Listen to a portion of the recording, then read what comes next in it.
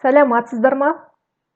Алматы мемлекеттік политехникалық колледжінің ақпараттық технологиялар кафедрасының арнайы пән оқытушысы Қойланова Балнұр Болатқызы. Құрметті екінші курс студенттері, мен сіздерге алгоритмдеу және бағдарламалау негіздері пәні бойынша сабақ беретін боламын. Дайын болсақ, онда сабағымызды бастайық. Ал студенттер, бүгінгі біздің сабағымыздың тақырыбы дельфидің біріктірілген ортасы.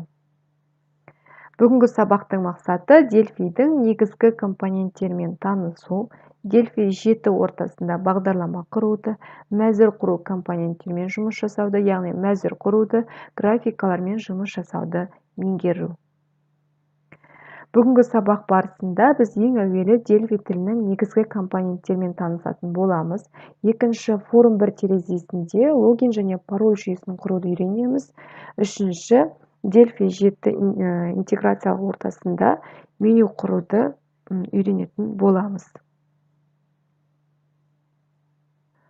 Дельфи 7 интеграциялық ортасында негізгі терезесінде компоненттер палитрасы орналасқан.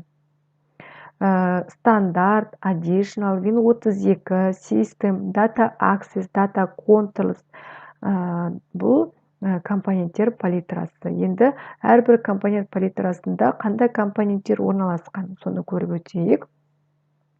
Стандарт компоненттер палитрасында button, label, edit, group box, combo box, memo, main menu, panel, checkbox, list box, radio group, popper menu. Additional'da bit button, speed button, image компоненттері бар. System палитрасында timer, media player және paint box. Негізінен бұл палитраларда бұдан да басқа көптеген компоненттер орналасқан. Бірақ мен сіздерге тек қана жиі қолданылатын ең негізгі компоненттерді айтып өттім. Ал енді студенттер осы компоненттерді қолданып программа құруды үйренейік.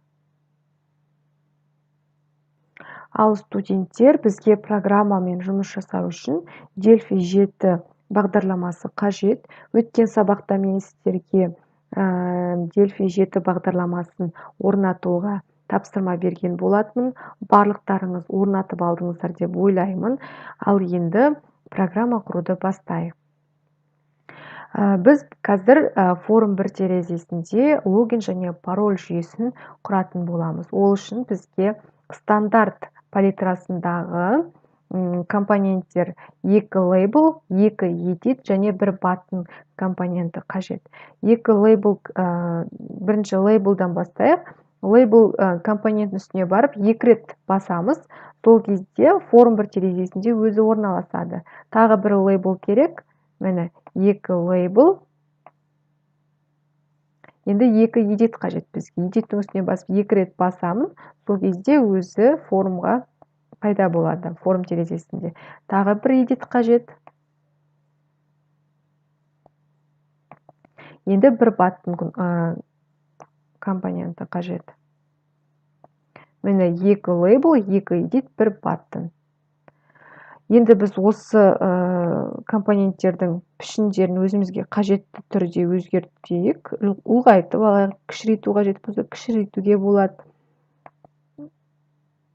Енді біз осы тұрған компоненттердің аттарын өзгертейік. Label 1-ге логин деп жазуымыз керек. Ол үшін label 1-дің үстіне барып бір рет басамыз. Сол кезде бізде Object Inspector терезесінде caption деген жолда label 1 дегенді өшіріп, оның орнына логин деп жазамыз.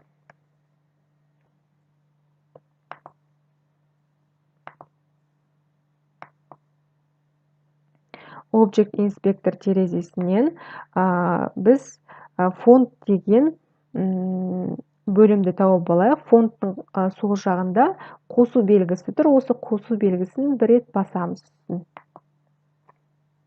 осы қосу белгісін басқан кезде осындай үш нүкте пайда болады. Осының үстін басамыз. Сол кезде положенный таңдайық, размеріне 14-ті таңдайық. Окей деп басайық. Міне, логин, пароль, вход үшеуі де бірге өзгерді. Қарасаңыздар размерлері. Енді біз сурет қояйық осы жерге, сурет қою үшін бізге image компоненті қажет. Ол үшін мен image бізде additional палитрасына орналасқан, image'дің үстін 2 рет барып басамын. Сол кезде өзі форм 1 терезесінде пайда болады. Енді осы image-ға суретті орналастыру үшін image-дің үстін 1 рет басамын. Object Inspector терезесіндегі picture деп тұрған жерге now-ның үстін 1 рет басамын. 3 нүкте пайда болады. Үстін басып, өзіме қажетті суретті таңдап аламын. Міне, суретті біз көрініп тұрған жоқ, өйткені қарасаңыздар размері келмей тұр. Осының размерін өзгерту үшін Object Inspector терезесінде бізде stretch деген бөлім бар. Осы жерде false-ті біз true-ға ауыстырайық. Сол кезде міне размері келіп тұр. Ал енді form 1 терезесінің түсін өзгертуге болады. Ол үшін Object Inspector терезесіне барып, color деген жол бар. Сол жерден өзімізге қажетті түсті таңдап аламыз.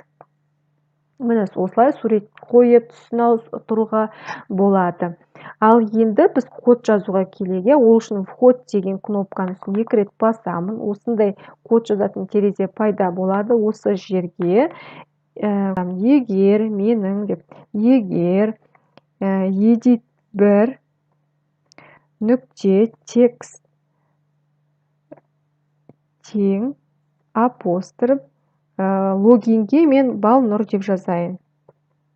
Апострофты жабамыз.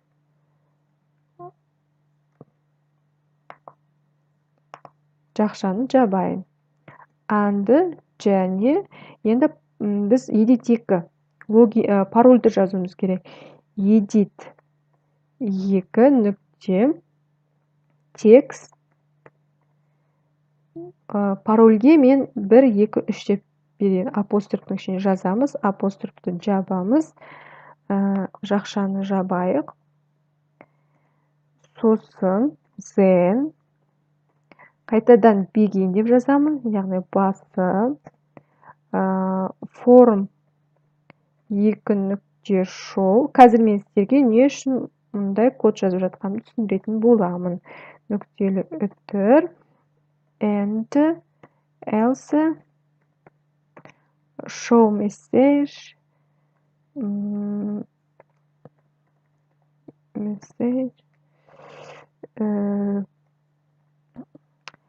енгізілген мәліметтер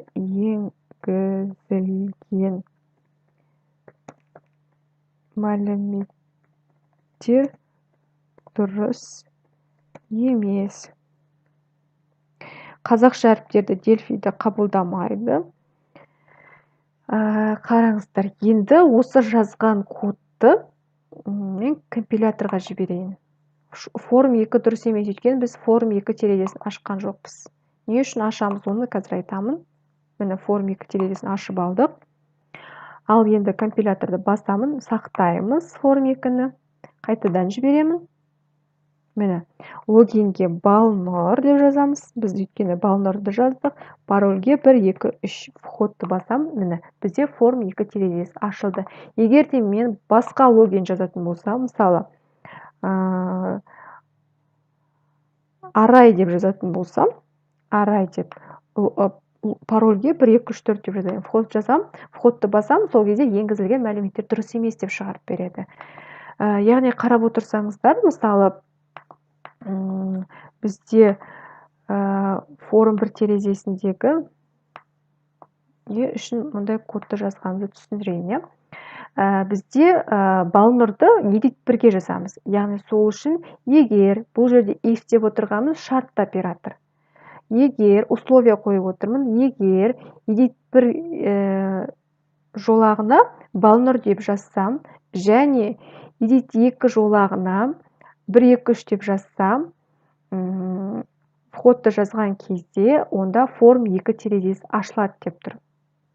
Егер дұрыс енгізсем мәліметтерді, осы сәйкесінше логинге балнұр, парольге 1 2 3 енгізсем, онда форм 2 терезесі ашылады деп тұр. Немесе егер де біз мәліметтерді дұрыс енгізбесек, онда бізге енгізілген мәліметтер дұрыс емес деп шығарып береді. Бұл жерде show message деп отырғанымыз бізге бағана кішкентай терезе шығарып берді ғой, мәліметтер дұрыс емес деген. Сол терезені экранға шығару үшін show message командасын қолданады екенбіз. Бұл логин және пароль жүйесін құру түсінікті деп ойлаймын. Ал енді біз форм 2 терезесімен жұмыс жасайық. Форм 2 терезесінде біз меню құруды үйренетін боламыз. Ол үшін бізге стандарт компоненттер палитрасындағы main меню компоненті қажет. Main меню компонентін форм 2 орналастырып аламыз. Орналасқан main меню компонентінің үстінен 2 рет басамыз. Сол кезде бізде арнайы меню құратын терезе пайда болады. Осы терезеге біздің менюдің негізгі беттерінің атын жазамыз. Бірінші бетке мен главная бетіне кірген кезімізде бұл жерге новости бөліміне кіру қажет бізде. Новости. Яғни главнаяның үстіне басқан кезде новости деген бет шығу керек. Екінші оценка. Яғни әрбір пәннен алған бағаларымыз шығып тұру керек. Оценка.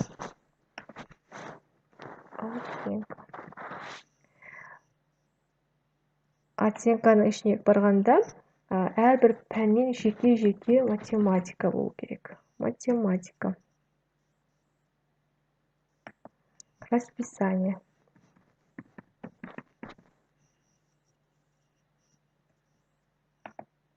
Расписаниеға кірген кезімізде әрбір күнде шығып тұру керек. Понедельник. Осылай біз меню құратын боламыз. Мысалы, сіздер қарап отырсаңыздар, понедельниктің үстін басқан кезімізде бізге понедельник күнгі расписанияны шығарып берген. Ол үшін біз жаңа форма ашуымыз қажет. Ол үшін понедельниктің үстін 2 рет барып басамыз.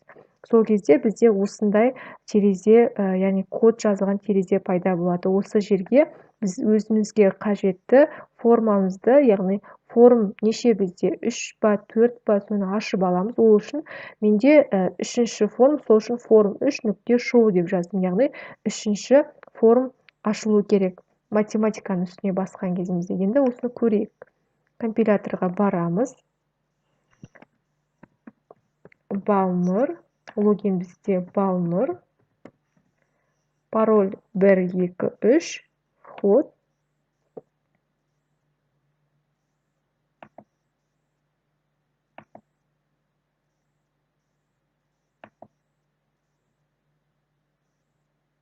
Кірмей тұр біздің неміз.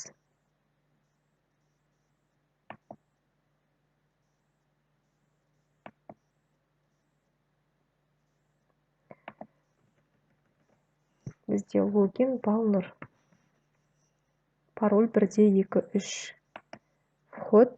Енді главнаяға кірем. Новости ашылмайды. Себебі мен ешқандай ол жерге форма ашқан жоқпын. Расписаниеға кірем. Понедельник басам, менде новый форма ашылды. Бірақ ол бос форма ашылды. Себебі мен ешқандай расписанияны орналастырған, енгізген жоқпын. Сондықтан бос терезе шығып жатыр. Сіздерге түсінікті болды деп ойлаймын. Менюді қалай құрамыз, әрбір формды қалай ашамыз, оның барлығы түсінікті болды деп ойлаймын. Біз форм 1 терезесімен, форм 2 терезесімен жұмыс жасадық. Ал енді үй жұмысына мен сіздерге өз қалауларыңыз бойынша, өздеріңіздің ойлау жүйелеріңіз бойынша форм 1 терезесінде логин және пароль жүйесін құрамыз.